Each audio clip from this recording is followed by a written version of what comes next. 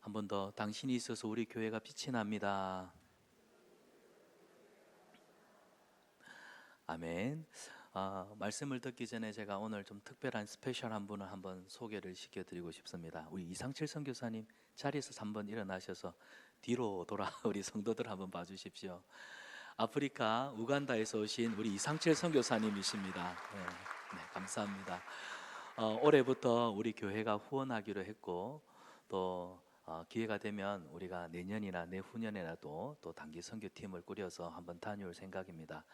오랫동안 교직에 계시다가 하나님의 부르심이 있어서 또 편안한 자리를 내려놓고 아프리카의 우간다에 가셔서 지금 우간다 대학을 세우시고 또 학교 사역을 학원 사역을 얼마나 힘있게 하시는지 우리 이상철 선교사님은 목회자 선교사가 아니시고 평신도 선교사이신데 목회자 선교사의 몇 배의 사역을 감당하시는 정말 역량이 대단하신 분입니다.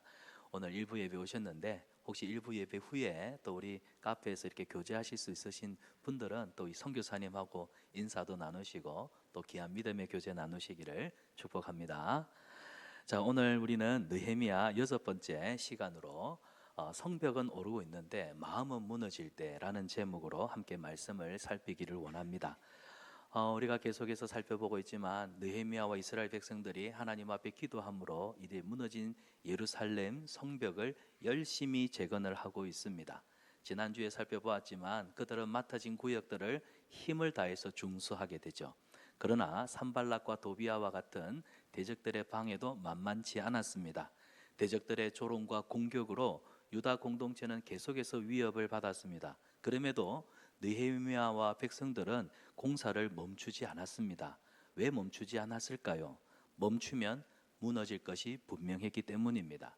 그래서 공사를 하는 내내 백성들의 마음은 사실 편하지 못했습니다. 언제 적들이 들이닥칠지 몰랐기 때문에 마음에 불안감이 있었거든요. 그러니 잠을 제대로 잘 수 없었습니다.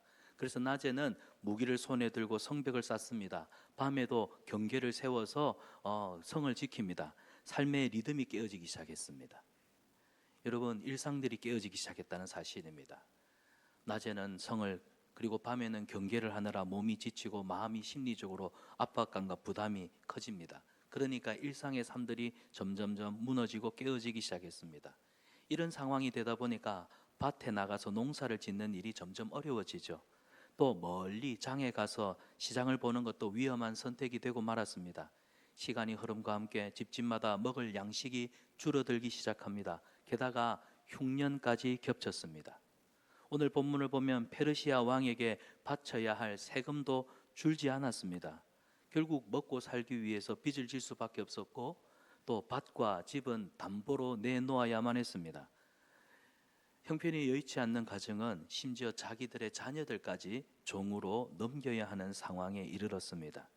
이렇게 누적된 생존의 압박이 더 이상 견딜 수 없을 지점에 이르렀을 때 오늘 본문을 보면 이제 백성들 사이에서 큰 부르짖음이 터져 나오게 됩니다.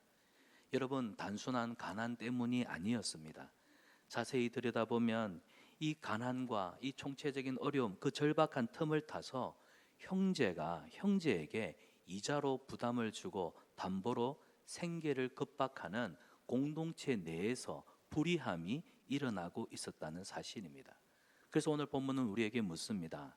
성벽은 지금 잘 올라가고 있는데 이렇게 내부적으로 우리의 마음이 공동체의 질서가 공동체의 연합이 무너지고 깨어질 때 그때 우리는 어떻게 다시 이 무너진 질서를 세울 수 있겠는가?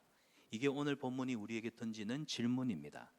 오늘은 이 질문을 가지고 본문에서 느헤미야와 이스라엘 백성들이 어떻게 하나님 앞에 영적 질서를 세워갔는지 말씀에 은혜 받는 시간 되기를 축복합니다. 자, 첫 번째는 1절에서 5절입니다. 성벽은 쌓아도 마음의 질서가 무너지면 하나님 나라는 흔들리고 만다는 사실입니다. 자, 1절을 보면 백성들과 그의 아내들의 큰 부르짖음으로 시작합니다. 성벽은 올라가고 있습니다. 여러분, 성벽이 지금 잘 올라가고 있어요. 그런데 여러분, 성과가 나타나면 사람들은 기쁘지 않겠습니까? 예를 든다면 우리 교회에 이 빈자리가 조금씩 채워지기 시작하더니 나중에는 일부에 사람들이 앉을 자리가 없어서 복도에도 그래가지고 나중에는 2부도, 3부도, 4부도 예배가 이렇게 계속해서 증설된다고 생각해 봅시다. 우리는 와, 우리 교회가 부흥하고 있구나 즐거워서 성도들이 기뻐할 것입니다. 지금 예루살렘 성벽도 마찬가지예요. 지금 1m, 2m, 3m씩 성벽이 점점 올라가고 있는데 그 백성들 사이에서는 기쁨의 환호성보다는 힘들어하고 고통하는 소리가 더 커지고 있다는 겁니다. 여전히 성 밖에서 대적하는 산발락과 도비아의 조롱하는 소리가 들립니다. 그런데 문제는 내부의 소리입니다. 내부에 고통하는 소리가 터졌다는 거예요. 근데 여러분, 지금 유다 공동체 안에 가난이 문제가 아니었습니다. 출애굽으로 종에서 풀려난 언약의 백성들이 같은 언약 공동체 안에서 다시 또 다른 종을 만들어내고 있었습니다. 그래서 5절은 이렇게 말을 합니다. 자, 5절을 보면 이제 우리 자녀를 종으로 팔게 되었도다. 유다 백성들이 말합니다. 우리 자녀들을 이 가난 때문에, 이 지긋지긋한 가난 때문에 우리 자녀들을 종으로 팔게 되었구나. 여러분, 대적들의 공격으로 경제가 무너진 이 유다 공동체를 틈타서 돈이 있는 사람은 돈 없는 사람들의 그 경제력을 착취하기 시작했습니다. 형제가 형제를 종으로 만드는 경제적인 이 착취가 있었다는 사실입니다. 그래서 오늘 본문에 나타나는 유다 공동체의 고통을 세 가지로 구분해 볼 수 있는데, 첫 번째는 2절입니다. 먹을 양식이 없어요. 그래서 우리가 곡식을 얻어먹고 좀 살자, 좀 먹고 살자. 여러분, 성벽 공사에 매달리느라 밭을 지키기가 어려웠고 장에 나가는 길이 여의치 않았습니다. 오늘 먹을 것을 좀 달라. 이 사람은 오늘 먹을 한 끼가 막히면 내일에 대한 기대와 소망, 믿음도 함께 흔들리는구나, 우리는 깨달을 수가 있죠. 두 번째는 3절입니다. 우리의 밭과 포도원과 집이 저당 잡혔도다. 여러분, 유다 백성들에게 땅은 단순한 재산이 아닙니다. 하나님이 주신 기업입니다. 또한 이 땅은 씨를 뿌려서 그 다음 해에 먹을 것을 얻는 생존의 터전이죠. 그 땅을 빼앗겼다고 하는 건 결국 가정의 생존과 미래가 무너졌다라는 결과입니다. 세 번째는 4절입니다. 왕의 세금을 위하여 돈을 빌렸다. 여러분, 흉년은 길어지는데 세금이 줄지 않아요. 그래서 결국 이 빚은 자녀들의 종살이로 연결이 됩니다. 그래서 오늘 본문에 터져 나오는 유다 백성들의 부르짖음은 그냥 단순한 불평이 아니라 생존하고자 하는 마지막 시그널이었죠.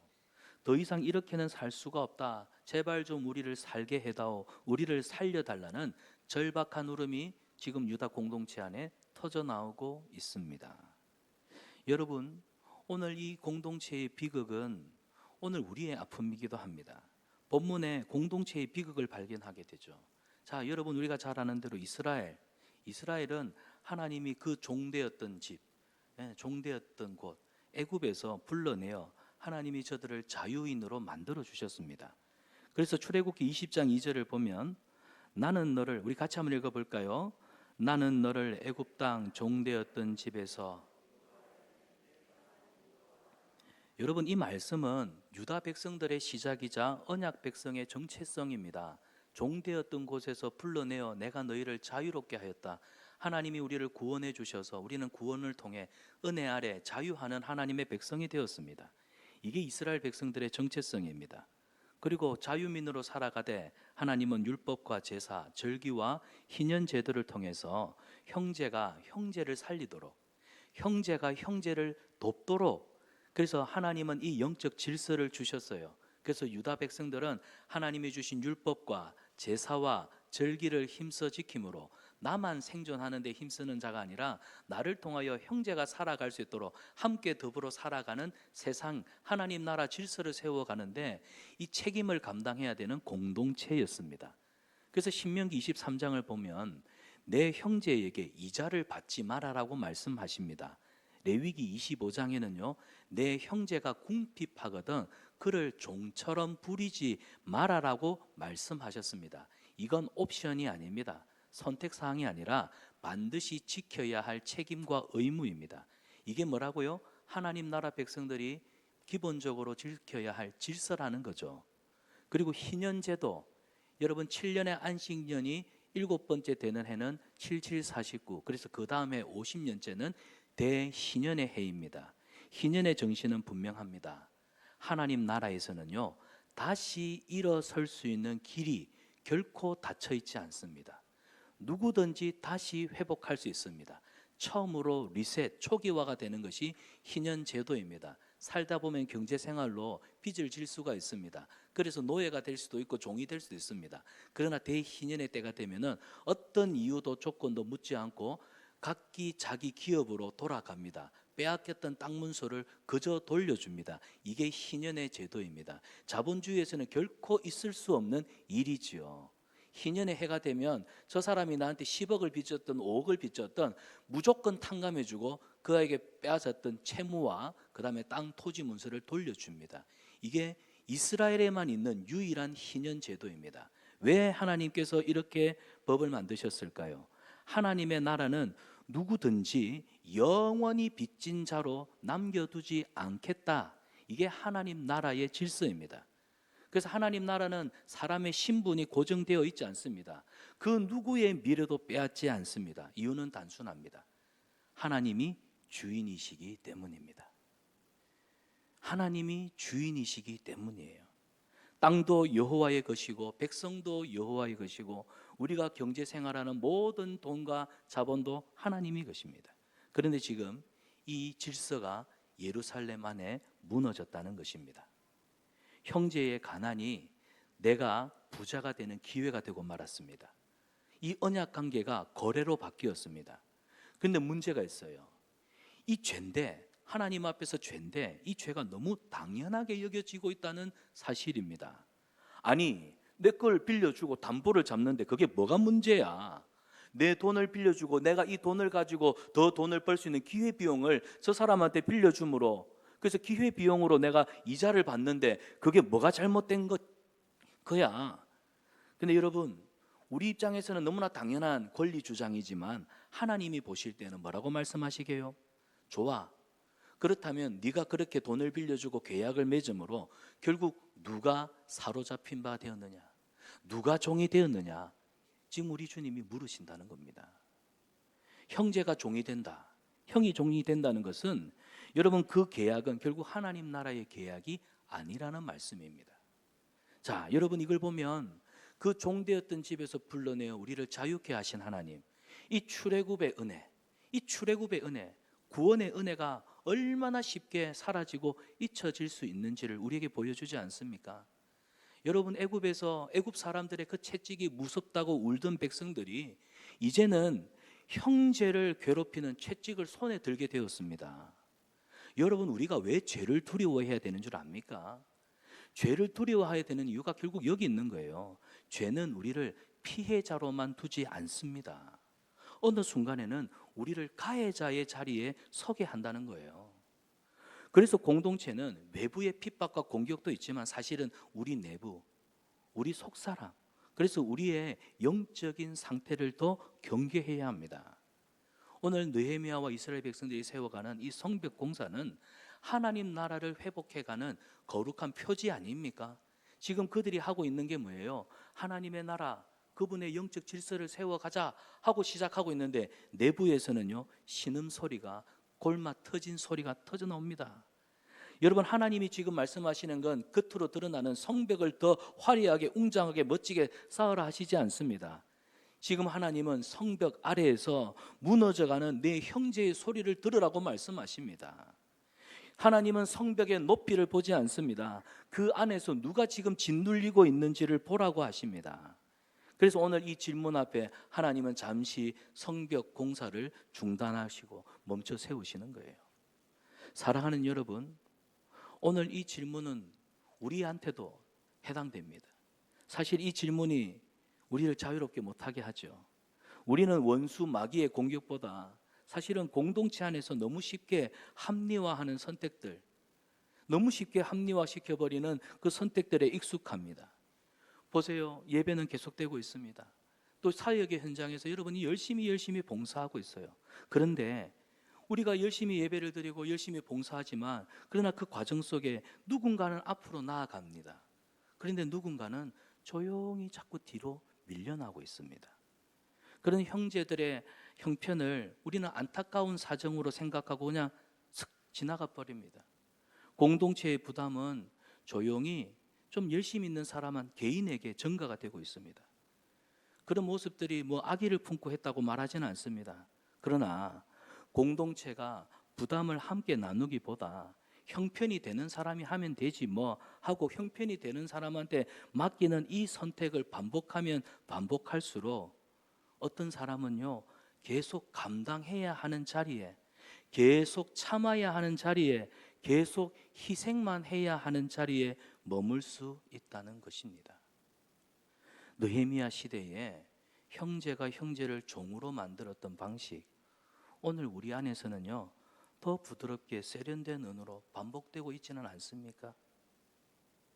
그래서 봉사가 점점 조건이 됩니다.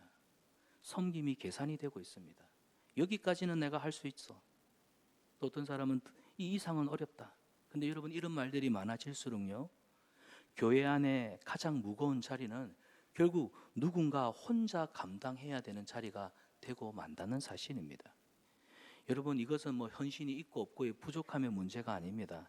이건 오늘 하나님 나라의 질서를 세워가는, 하나님 나라의 질서를 세워가고자 하는 우리 성산한빛교회 안에 얼마만큼 이 실제적으로 이 영적인 원리가 작동하고 있는가에 대한 근본적인 문제입니다. 여러분, 주님은 교회를 그런 방식으로 한 사람이 혼자 책임지고 혼자 무거운 짐을 지는 방식으로 교회를 세우지 않으십니다. 자, 마가복음 10장 43절을 보겠습니다. 우리 같이 한번 읽어볼까요? 너희 중에 누구든지 크고자 하는 자는 너희 중에 그렇지 않을지니 너희 중에 누구든지 크고자 하는 자는 너희를 섬기는 자가 되고. 여러분, 여기서 보면 크다는 것은 안전하고 편안한 자리에 서는 것을 말하지 않습니다.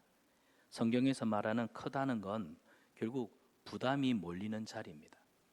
책임을 져야 하는 자리입니다. 감당해야 하는 자리입니다. 이 자리를 외면하지 않는 것이 큰 자입니다.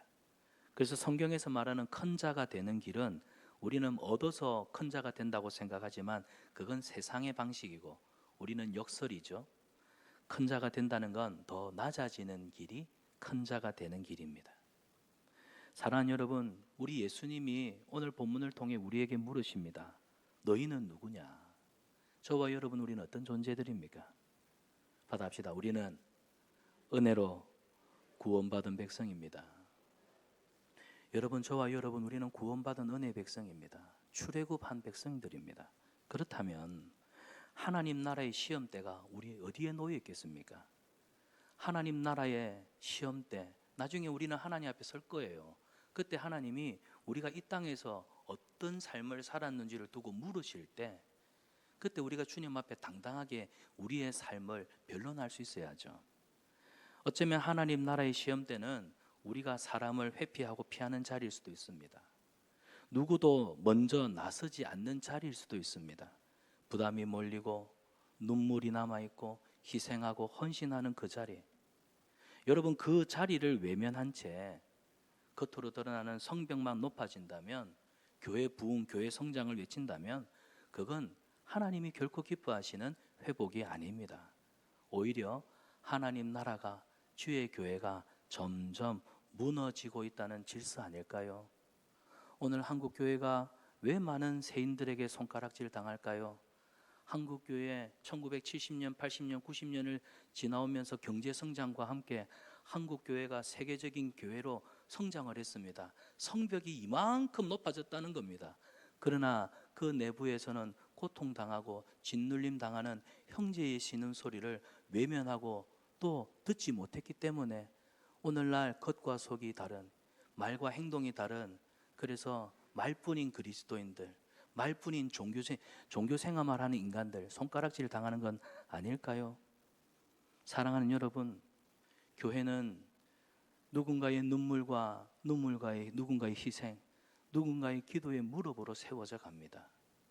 우리 성산한빛교회는 우리 중직자들이 새벽에 기도하는 우리 권사님들이 좀 있으면 좋겠고, 새벽에 기도하는 우리 장로님들, 교회를 위해서, 다음 세대를 위해서 기도하는 우리 일꾼들이 많이 세워지기를 축복합니다. 피하지 맙시다. 함께 짐을 져야 합니다. 함께 영적 성벽을 쌓읍시다. 이것이 구원받은 은혜, 출애굽의 은혜를 다시 붙드는 부흥의 시작인 줄 믿습니다. 사랑하는 여러분, 이 공동체의 길은 결국 우리를 예수님께로 이끕니다. 우리 공동체가 걸어가야 하는 이 길 끝에는 결국 예수님이 있습니다. 여러분, 요한복음 15장 15절을 보면 예수님이 뭐라고 하시는 줄 아세요? 우리를 종이라 하지 않으십니다. 우리를 친구라 하십니다. 받아합시다. 친구.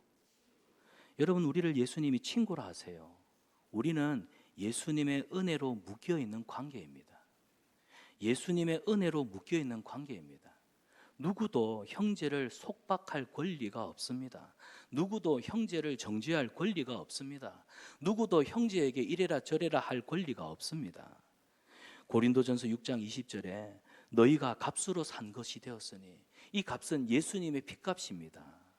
예수님의 핏값으로 산 것이 되었으니, 이 말씀은 우리는 서로에게 주인이 될 수 없다는 거예요. 함께 주님께 속한 사람입니다. 우리는 함께 주님께 속한 사람들이에요. 그래서 우리는 함께 예배하고 함께 자라가고 함께 예수님의 복음을 전하는 공동체입니다. 한 몸이에요. 그렇기 때문에 교회가 연약한 지체들을 외면하고 낙심한 이를 부담으로 여기면, 여러분, 우리는 성벽을 쌓으면서도요, 성벽을 쌓아가면서도 오히려 복음을 허무는 사람이 되는 겁니다. 여러분, 성벽을 쌓으면서 복음도 함께 세워가는 저와 여러분, 우리 교회 되기를 축복합니다.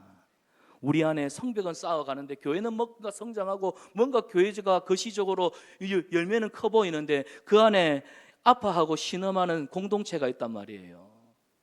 그건 모순입니다. 하나님은 이런 모순을 그냥 두지 않으세요.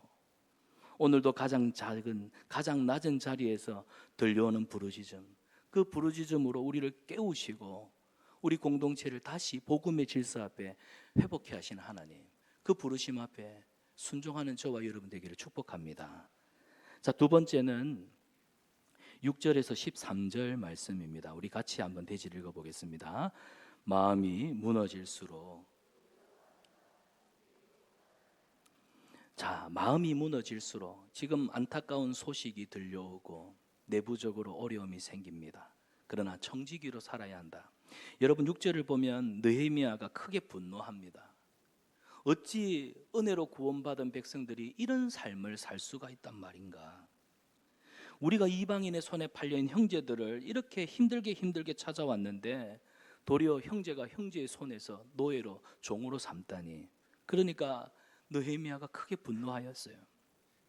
근데 그냥 분노로, 감정적으로 분풀이만 하지 않습니다. 느헤미야를 보십시오. 7절을 보면 이 문제를 두고 느헤미야가 깊이 생각합니다.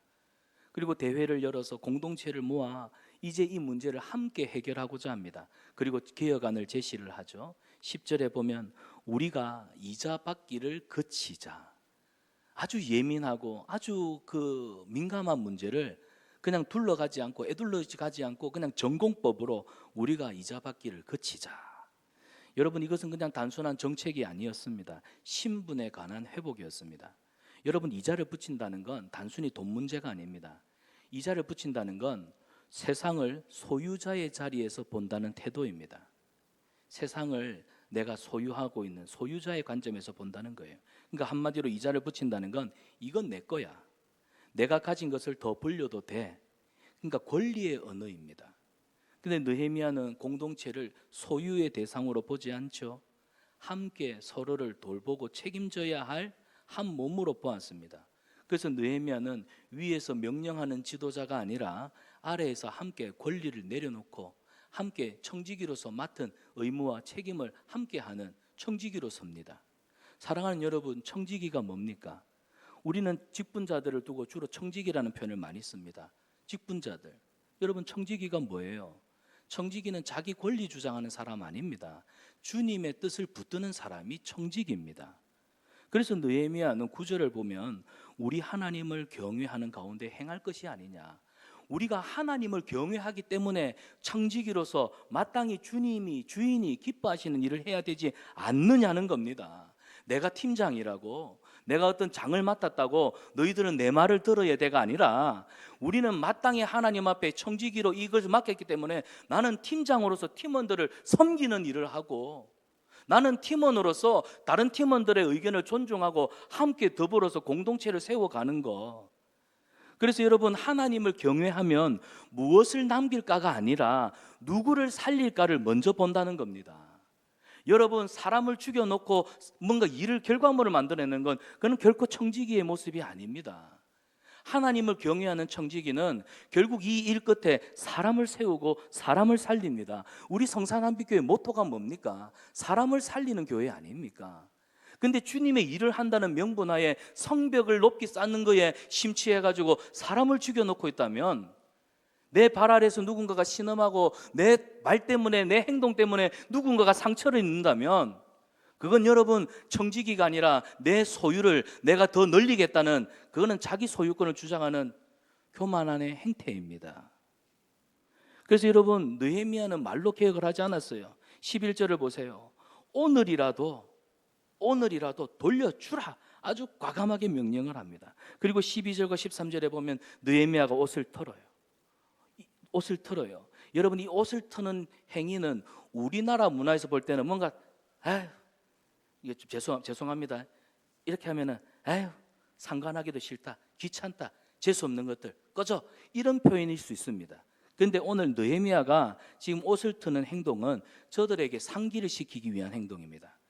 그러니까 지금 너희가 하나님 앞에 청지기로서 너희 권리를 포기하고 내려놓을 것인가, 아니면 너희 거라고 끝까지 붙들다가 나중에 하나님 손에 털릴 것인가, 이걸 몸으로 기억하게 하는 경고 행동이었습니다.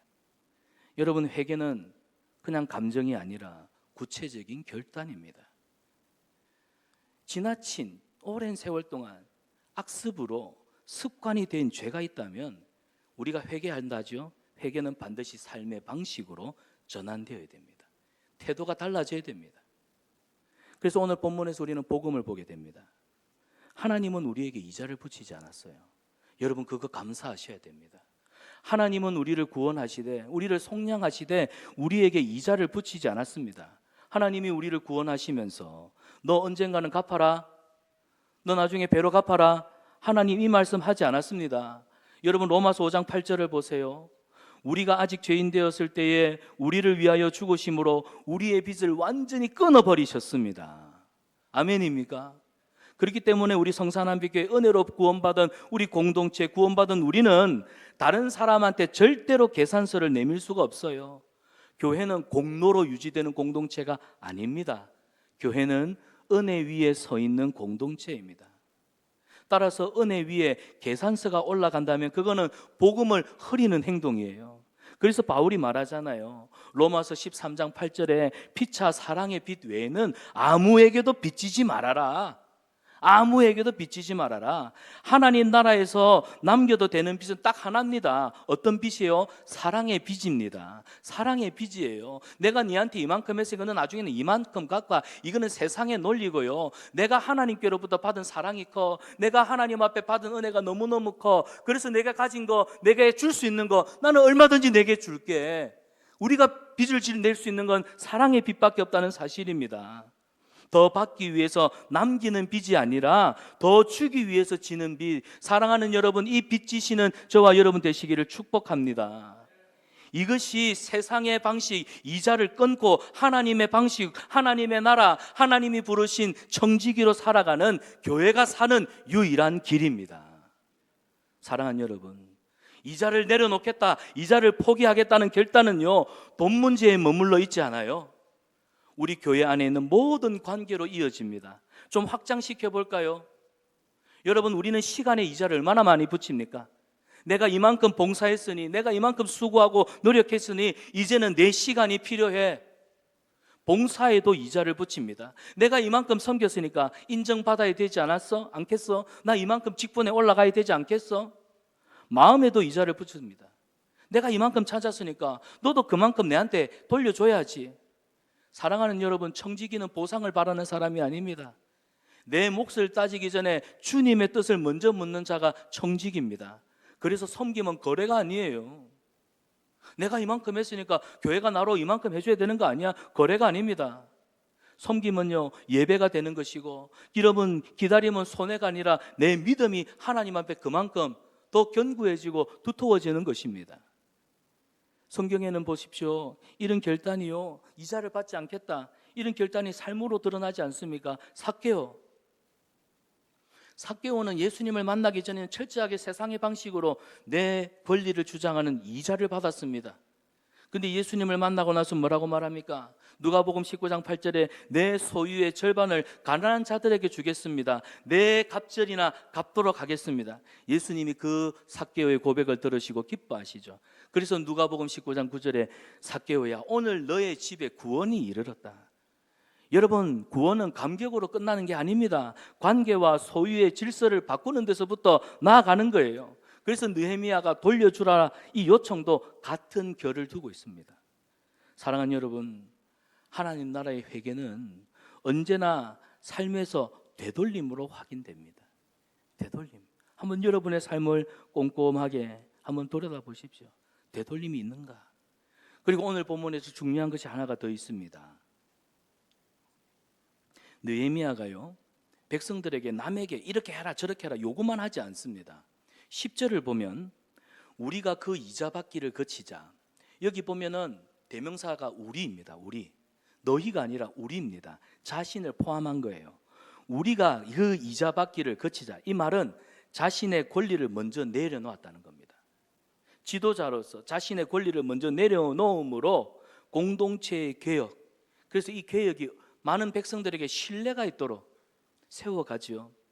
여러분, 우리 교회가 거룩을 말할 때, 우리가 회복을 이야기할 때 그 말에 힘을 얻는 순간은 우리 공동체 모두가 담임 목사를 위시해서 우리 당회원들, 우리 중직자들, 우리 모두가 나는 제외하고가 아니라 우리 모두가 같은 기준 앞에 설 때입니다.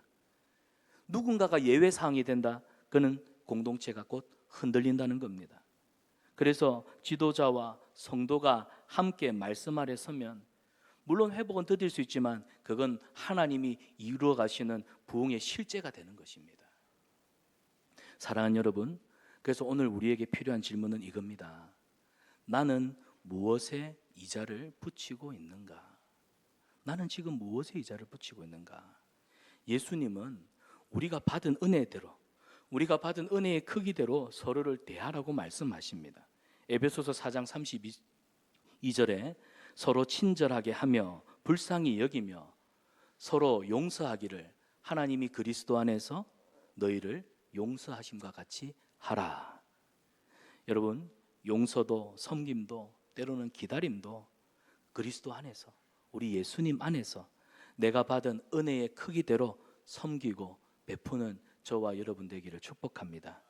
이게 우리 교회가 걸어가야 하는 청지기의 길입니다. 할렐루야. 마지막 세 번째는 6절과 9절 말씀을 좀 더 심도 있게 살펴보려고 하는데요. 마음이 무너진 자리는 거룩한 분노로 다시 지켜야 한다는 겁니다. 거룩한 분노로. 자, 6절을 보면 느헤미야가 크게 노하지요. 여러분, 우리는 분노를 조심스럽게 다뤄야 합니다. 왜냐하면 이 분노, 거룩한 분노, 사람을 일깨워 자각하게도 하지만 때로는 어떤 기질에서 나오는 분노는 사람을 불태워 소모시켜버리기 때문입니다. 오늘 본문에서 말하는 느헤미야의 분노는 거룩한 분노입니다. 거룩한 영적 감각입니다. 느헤미야는 사람을 미워하지 않았습니다. 대신에 무너져가는 질서를 견디지 못했던 거죠. 하나님 나라가의 질서가 깨져가고 있는데 출애굽의 은혜를 경험하면서도 불구하고 종을 삼다니. 그런데 이런 모순이 공동체 안에 일어나고 있는데 공동체가 아무 일 없다는 듯이 그냥 흘러가고 있습니다. 그런 영적인 무질서와 무감각을 느헤미야는 넘길 수가 없었던 거예요. 참을 수가 없었던 겁니다. 그래서 묻죠. 9절을 보세요. 우리가 하나님을 경외하는 백성 아니냐? 우리가 하나님을 경외함으로 해야 될 것 아니냐? 여러분, 이 거룩한 분노는 결국 사람을 향하고 있지 않습니다. 거룩한 분노는 뭘 향하고 있어요? 하나님을 향한 경외함으로. 여러분, 우리의 거룩한 분노가 하나님을 경외하기 때문에 하나님을 경외함으로 흘러갈 수 있기를 축복합니다. 오늘 우리 교회 안에도 이 거룩한 분노가 필요합니다. 사실 여러분, 우리는 뭐에 제일 민감하죠? 우리는 어떤 일을 계획하고 어떤 일정들을 세워갑니다. 근데 중요한 것은 내가 계획한 일, 또 내 일정들이 어그러질 때는 우리 마음이 불편합니다. 그때는 즉각적으로 막 화를 내고 반응을 하죠. 그런데 예배가 이상하게 잘 안 돼요. 예배의 우선순위가 내 삶에서 자꾸 미뤄져요. 그런데 아무 문제가 없어요. 내 자존심이 다치고 손해를 볼 때에는 우리가 막 분노하는데 하나님이 내 삶 속에서 자꾸 뒤로 밀려나는데 그런데 내 삶은 무감각해서 그걸 잘 못 알아차려요. 여러분, 이 일에 대한 거룩한 분노를 가져야 된다는 겁니다. 거룩한 분노는 타인을 정죄하는 열심이 아닙니다. 거룩한 분노는 내 삶에 하나님 앞에 마땅히 지켜야 하는 우선순위가 무너졌구나, 이걸 너무 당연하게 생각하고 있구나, 기도해야 하고 예배해야 되고 가정을 믿음으로 세워야 하는데 내가 세상 사는 삶의 상식에, 어쩌면 세상 사람들이 말하는 그런 말에 너무 기동량하면서 살다 보니까 내가 마땅히 하나님을 경외함으로 지켜야 되는 영적 질서를 내가 너무나 아무렇게나 내버려 두었구나. 이 일에 대한 여러분 분노가 우리 가운데 일어나야 한다는 거예요.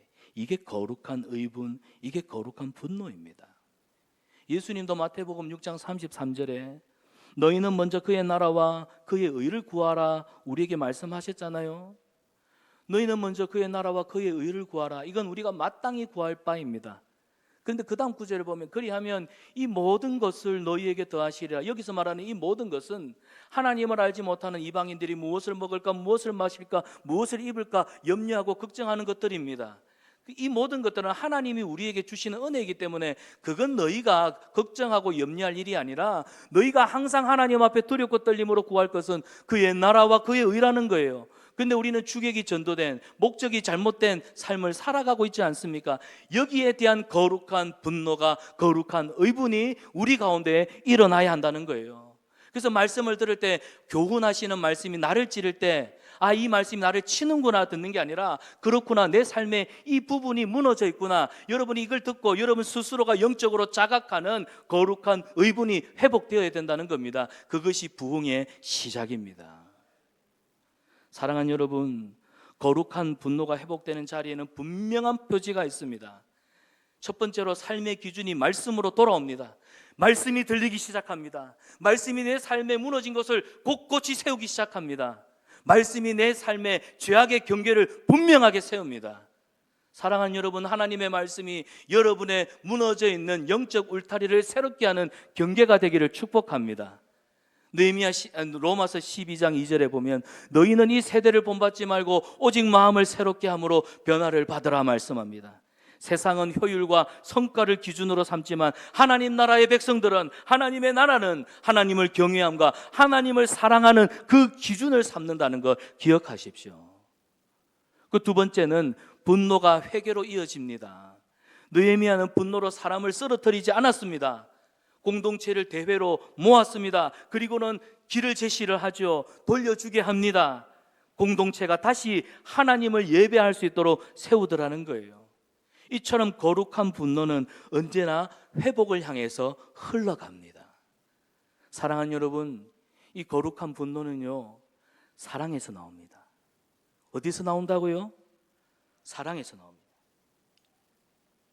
여러분, 요한복음 2장을 보면, 그리고 마태, 마가, 누가, 요한복음에 보면 예수님이 성전을 정결케 하시는 사건이 사복음서에 하나도 안 빠뜨리고 다 나옵니다. 특별히 요한복음 2장에 보면 예수님이 이 예루살렘 성전의 그 형편을 보시고는 거룩한 열심으로 성전을 정결케 하시죠. 여기서 볼 수 있는 게 뭐예요? 사랑은 거룩을 포기하지 않는다는 거 아닙니까? 예수님이 하나님을 사랑하니까, 예수님이 하나님을 경외하니까 하나님의 성전이 짓밟혀지는 걸 포기를 못하는 겁니다. 사랑은 거룩을 포기하지 않습니다. 그래서 거룩한 분노는 사랑에서 나오는 거예요. 근데 이 분노는요, 십자가 앞에서 부드러워집니다. 우리의 분노는 남을 향한 분노가 아닙니다. 사람을 향한 것이 아닙니다. 내 마음의 성벽이 무너진 것을 애통하는 이것이 거룩한 분노의 목표입니다. 시편 51편 10절을 보면 다윗이 하나님 앞에 죄를 짓고 자기 삶이 무너져 있을 때 거룩한 의분이 일어납니다. 하나님이여 내 속에 정한 마음을 창조하여 주시옵소서. 이 거룩한 분노와 기도가 다시 살아날 때 교회는 꾸지람으로 움직이는 공동체가 아니라 은혜로 회복되는 공동체가 되는 것입니다. 사랑하는 여러분, 오늘 느헤미야의 분노는 우리를 겁주려 하는 소리가 아닙니다. 우리를 다시 살리시는 하나님의 손길인 줄 믿습니다. 여러분, 성경은 분노를 무조건 긍정하지만은 않아요. 야고보서 1장 20절에 보면 사람의 성내는 것이 하나님의 의를 이루지 못한다 말합니다. 여러분, 거룩한 분노에는 기준이 있습니다. 첫 번째, 내 자아를 지키려는 분노 아닙니다. 이건 거룩한 분노가 아닙니다. 하나님의 이름이 가벼워지는 것을 아파하는 것이 거룩한 분노입니다. 우리는 이 분노를 가져야 합니다. 두 번째, 상대를 무너뜨리는 분노 아닙니다. 죄의 길을 끊고 사람을 살리는 거룩한 분노. 그래서 바울은 에베소서 4장 26절에 분을 내어도 죄를 짓지 마. 여러분, 거룩한 분노는 언제나 자기 점검에서 시작이 돼요. 지금 내가 화를 내고 있는 게 내 뜻이 막혀서인지 아니면 하나님의 뜻, 하나님의 영광이 가리워진 데서 오는 의분인지 여러분이 한번 살펴보십시오. 느헤미야는 이 질문에 통과한 사람입니다. 지금 성벽이 잘 올라가고 있는데 지도자 입장에서는 그래, 결과가 좋으면 과정은 무시해도 돼, 할 수 있지만 느헤미야는 성벽이 잘 올라가고 있다고 내가 목표하는 바가 이루어졌으니까 하나님의 뜻, 그거는 뭐 다음에 생각하지, 미뤄두지 않았습니다. 오히려 멈추지요. 성벽 공사를 멈춥니다. 이게 공동체를 살렸다는 사실이에요. 바쁘다는 말로 예배가 밀려나는 거 더 이상 여러분 합리화하지 마십시다. 현실이라는 핑계로 하나님 말씀을 뒤로 제쳐두는 교만함을 버립시다. 시대를 탓하면서 다음 세대가 점점 주님께로부터 멀어지는 것을 포기하지도 맙시다. 지금 필요한 것은 핑계가 아닙니다. 결단입니다. 우리의 영적인 무감각을 일깨우는 힘, 거룩한 분노입니다. 그 분노는 우리의 기준을 다시 세우는 그런 자리로 우리를 이끌 것입니다. 사랑하는 성산한빛교회 성도 여러분, 이제 우리 기준을 분명하게 합시다. 우리 교회는 성과보다 하나님의 임재가 기준이 되는 교회가 되기를 축원합니다.